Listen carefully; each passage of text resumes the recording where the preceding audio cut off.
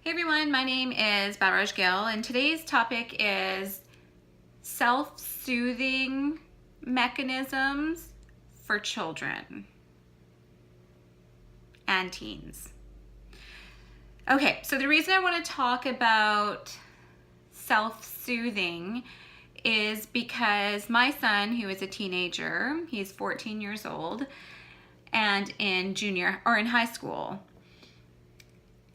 And what I did without notice or without knowing was I actually taught him a lot of self-soothing behaviors in his childhood, which are keeping him out of trouble.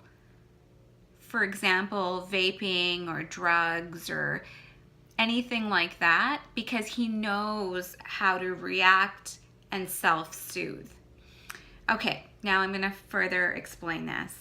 So when our children are babies, we actually encourage them to self-soothe. So an example of that is when they're laying in their crib and it's just a little baby, we let them soothe themselves to sleep.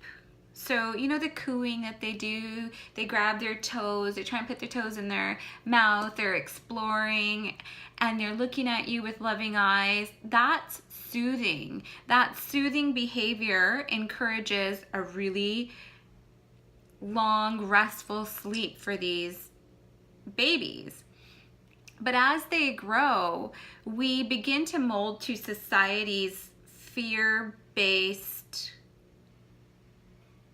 notions, and we implement that fear onto our kids. So we begin to discipline them. We become more angry when they're doing something wrong. We take away things because in society, that's kind of what we're learned to do. You do something wrong, you're going to get punished. That's just the way it is. And we begin to teach our kids that that's the way it's going to be. So when they go out into their teenage lives, they don't know what to do with these emotions because they always think they're going to get into trouble. So they'll either start hiding things from their parents, they will, in order to control their anger, rage, whatever they may have inside of them, and you as a parent may not even know they're carrying all of this, they may resort to smoking, drinking, drugs, hang out with teens that are doing the same thing, smoking, drinking, drugs. So bad company. Now, how do you teach, what are some self-soothing mechanisms that one can teach their children as they're growing up? So with me, I taught Armand as he was growing up, when he would get upset, even in elementary school, when he would get super upset with something and just start to throw hissy fits or argue with me, I would always say, okay, you know what, you need to take a deep breath, breathe in, relax. And I didn't always make it a confrontation. I kind of worked with him. I wasn't overly nice to him, but I wasn't like angry with him either. It was more of a problem solving. All right, I see this behavior in you. You need to relax. You need to calm down, take a deep breath. Sometimes he would throw an even bigger fit. Then I would say, all right, now it's time for you to leave. You need to go upstairs and you need to write. You need to reflect on this. I am no longer talking to you. You've taken up so much of my energy. I can't do it anymore because you're making me upset. Now you need to go upstairs and write about everything that you did. And in the beginning, what he would do, he would literally write, I did this because you treated me this way and then you did this. It was blame, blame, blame, blame, blame.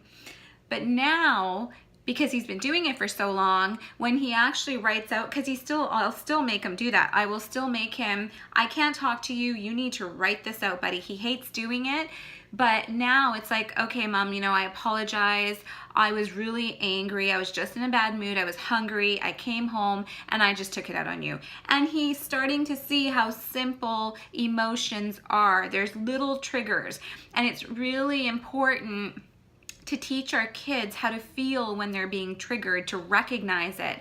So writing communication, writing is one of the best ways to do it.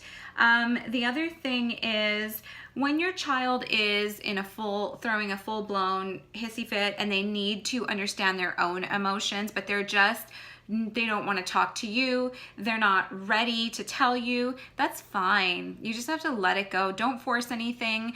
And again, I usually send my kid upstairs and I'm like, you know what, go do something fun for a while. If you need to blow off some energy, go play basketball or go upstairs, watch a funny YouTube video. I will be down here when you need to talk to me, but you're not going to talk to me, which is another tip, communication. Don't let your children lie to you. Don't let your children mask their emotions, because when they mask like anger, or if you did something and they just become more and more angry at you, more because they feel entitled to things, that is when you start going downwards.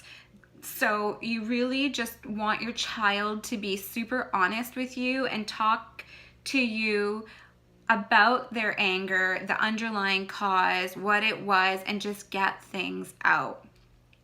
So yeah, those were just a few of self-coping mechanisms, self-soothing mechanisms that I think are really important for children to take from like being a baby into a toddler, into elementary school, into high school, into adulthood, is communication, communication, communication. Let's stop this dreadful, you make a mistake, you're going to be punished. Let's start communicating. You make a mistake, all right, where did this come from? Make it a learning experience. Get your children to write and reflect. So basically journal. It's really good for them because they're tapping into their subconscious. Consciously, they're tapping into things that have been stored for a long time and getting rid of that stuff. Such a great exercise. Yeah, I guess that's kind of anything else here.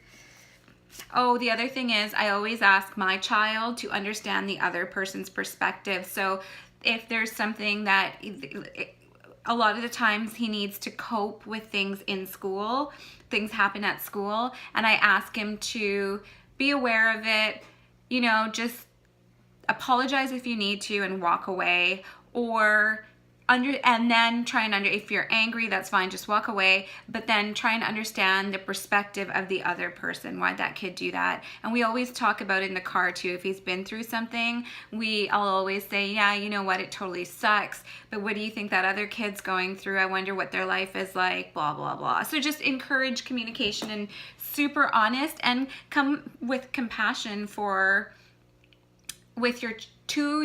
with compassion to your child. So speak with them with compassion, and you'll see them doing that onto others. All right, thanks a lot. Bye.